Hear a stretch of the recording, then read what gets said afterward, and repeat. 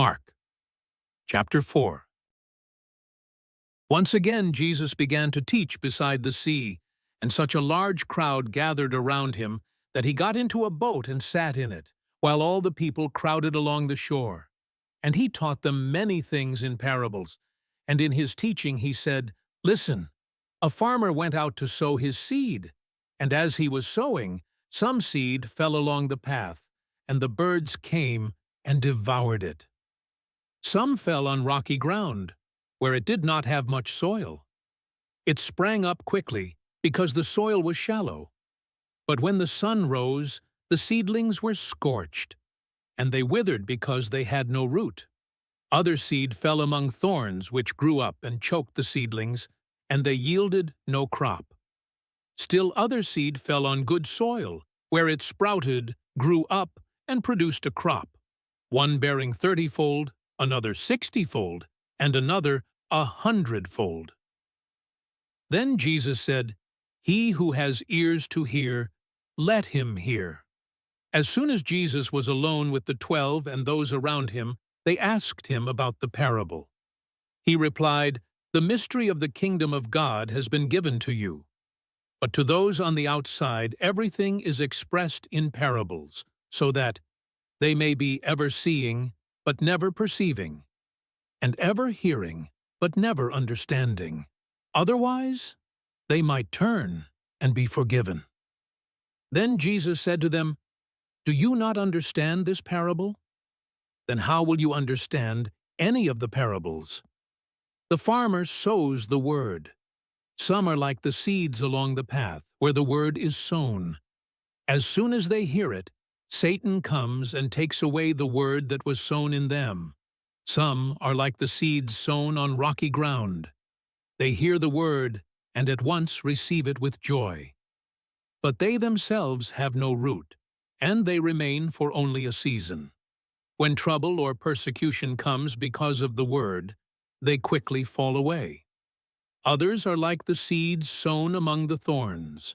They hear the word, but the worries of this life, the deceitfulness of wealth, and the desire for other things come in and choke the word, and it becomes unfruitful. Still others are like the seeds sown on good soil. They hear the word, receive it, and produce a crop, 30-fold, 60-fold, or 100-fold. Jesus also said to them, "Does anyone bring in a lamp to put it under a basket or under a bed? Doesn't he set it on a stand? For there is nothing hidden that will not be disclosed, and nothing concealed that will not be brought to light. If anyone has ears to hear, let him hear." He went on to say, "Pay attention to what you hear. With the measure you use, it will be measured to you, and even more will be added to you.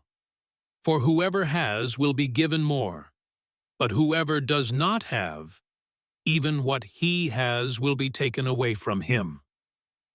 Jesus also said, "The kingdom of God is like a man who scatters seed on the ground.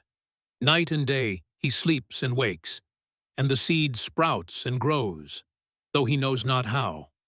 All by itself the earth produces a crop, first the stalk, then the head, then grain that ripens within. And as soon as the grain is ripe, he swings the sickle, because the harvest has come." Then he asked, "To what can we compare the kingdom of God? With what parable shall we present it? It is like a mustard seed, which is the smallest of all seeds sown upon the earth. But after it is planted, it grows to be the largest of all garden plants, and puts forth great branches, so that the birds of the air nest in its shade." With many such parables, Jesus spoke the word to them, to the extent that they could understand.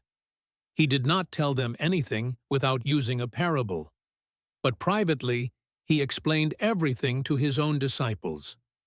When that evening came, he said to his disciples, "Let us cross to the other side."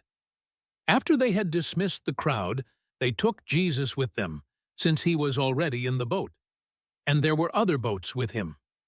Soon a violent windstorm came up, and the waves were breaking over the boat, so that it was being swamped.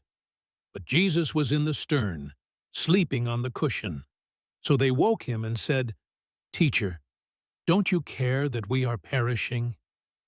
Then Jesus got up and rebuked the wind and the sea. "Silence!" he commanded. "Be still." And the wind died down, and it was perfectly calm. "Why are you so afraid?" he asked. "Do you still have no faith?"